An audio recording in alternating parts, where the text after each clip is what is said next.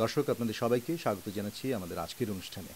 আজকে আমরা কথা বলবো যুক্তরাষ্ট্রের একটি ত্রাণ সংস্থার ভাইস প্রেসিডেন্টের সাথে, যিনি জুন মাসে IOM International Organization for Migration জাতিসংঘের এই সংগঠনটির ডিরেক্টর জেনারেল পদের জন্য ট্রাম্প প্রশাসনের পক্ষ থেকে অনুমোদন পেয়েছেন। কথা বলছি কেন আইজ্যাকসের সাথে। We know that you have traveled to Bangladesh recently and you visited the Rohingya refugee camps in Cox's Bazar. How was your trip and what did you see there? Well, my trip was good, but the circumstance in with the Rohingyas is very difficult. There's a lot of people there. Maybe I hear numbers from 800,000 to 1,000,000. And the government of Bangladesh is doing, I think, an extraordinary job in receiving them and trying to provide care and service to them. But it's like I said, a difficult circumstance. They were pushed out of Myanmar. They're contained in an area that was national forest, and that area is now, there's environmental degradation going on with so many people living on it. The government has given more land, so they're spreading the people out to decongest it. But the concern right now, in addition to taking care of these, nearly 1 million people, is that when the monsoon rains come, that there will be flooding, there will be landslide, and there will be the spread of infectious disease. So these are the things that are being looked at. The organization that I work for, Samaritan's Purse, we have a diphtheria treatment center there in the southern part of the camp. So we are treating probably about 50% of the diphtheria cases right now, and we will transition that work over to accommodate other infectious diseases in the 2 or 3 months to come. So did you talk to the refugees, some of the refugees? What did they say? So I've spent time in the camps. I've gone into people's homes. I've sat down. I've talked with them.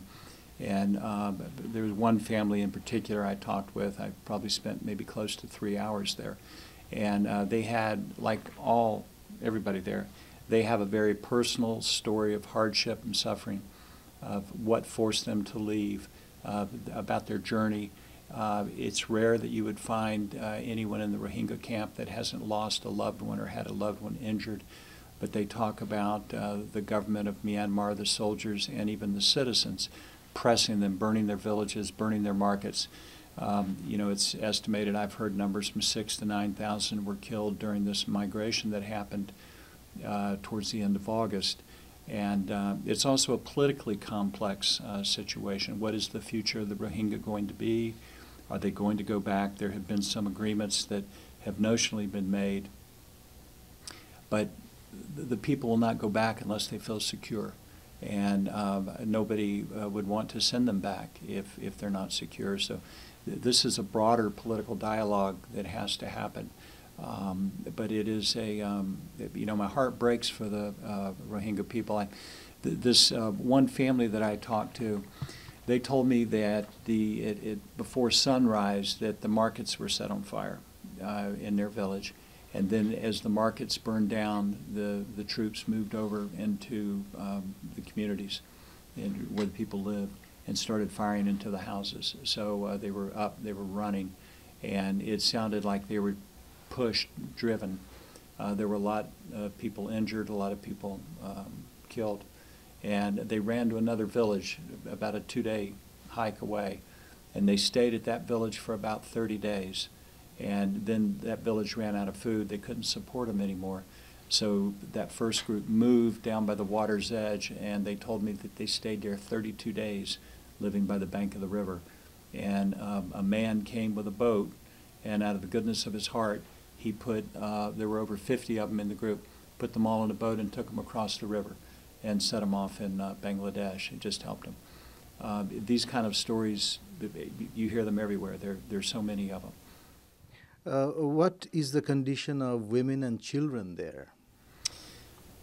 The condition of women and children is, you see people, and they may look normal, but if you spend time with them or if you talk with them, they all have some kind of trauma. You could imagine any of us, if violence was committed against us or our family members, and whether it's taking of life or injuring somebody or sexual violence or whatever.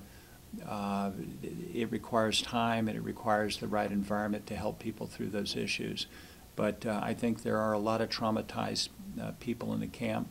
There are certainly a lot of different organizations doing multiple activities there for child-friendly spaces and psychosocial programs.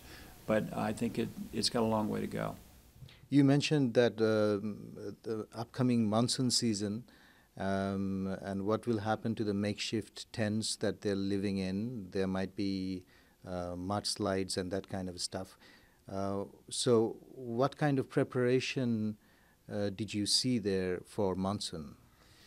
So the land in that area was really lush, beautiful forest kind of land, kind of bush land. And that's all been cleaned off now. When I first went there in October of last year, the density of the houses, they were very tight, very close together. As the government has designated more land, they're trying to decongest the earlier areas. So they're moving people from those heavily congested areas over into other land.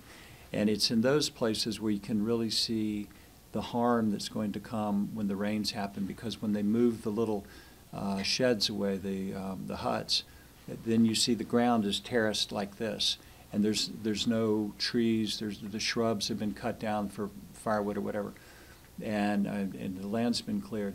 When those rains happen, you can imagine the rain's going to come. It's going to be heavy. It's going to wash this soil out. It's going to wash the latrines down where the wells are. But I think one of the most important things that is going on right now, the government with an organization, IOM, with UNHCR, by decongesting, they're trying to move people out of the lower lying areas, because in the valleys between the ridges, we've looked at the flood maps, and about, I'm guessing, approximately 30% of the people that were there when the camp was congested were in areas that were going to be underwater. So they're moving them out and moving them to other areas so that they will be above the seasonal flood lines. And I think that's going to help a lot. I think the water and the sanitation, proper construction of wells, having houses elevated and drained so that water's not actually coming into them. But it's not going to be, it's never going to be a good situation at a refugee camp. Nobody wants to be a refugee. There is an agreement between the Bangladesh government and the Myanmar government about the repatriation of the refugees. Now, you have spoken with the refugees. Do you think they want to, they feel safe to go back, or they're ready to go back, or they want to go back? Well, that would be, speculation on my side. There's the overarching political discussions that are going on, and I'm not familiar with those details other than what I've read in the paper, the same as you have read in the paper. But just being with the people in the camp, and what I hear from my staff is I don't think that there is an adequate sense of security that they're willing to go back yet. I read an article last week. There was a talk about maybe 300 a day or 300 a week, some numerical scheme to go back. And I hope they can go back. I hope that the political issues can be resolved. But, for the Rohingya, it's a very difficult situation because they're stateless. They're not citizens of Myanmar, and they're not citizens of Bangladesh. Did you talk to any Bangladeshi official or Burmese official? I didn't talk about the political dynamics. I have talked with Bangladesh officials about the humanitarian response, and I've met with the permanent representative from Bangladesh to the UN in New York, and I've talked with him. But that discussion was on a broader migration issue, and about Bangladesh and migration into Bangladesh and out of Bangladesh. How satisfied are you with the work that IOM and UNHCR are doing there? I'm very satisfied with it. They're working hard. It's a difficult situation. It's not an easily accessible area. The Bangladesh military is doing a good job. You probably know that Bangladesh is one of the largest providers of peacekeeping troops in the world. So they actually know how to work with crowds in a peaceful kind of situation, and without, let's say, being militant. And so they're able to move people around. They're able to build the roads, and they're doing a great job with that. I think that the humanitarian response for what it is and where they are, overall, I feel like it's doing all that it can. But more resources are needed into this part of the world, and there needs to be as well. I think even, let's say, sustained political pressure for resolution on the future of the Rohingya. Mr. Ken Isaacs, thank you so much for your time. Thank you, sir.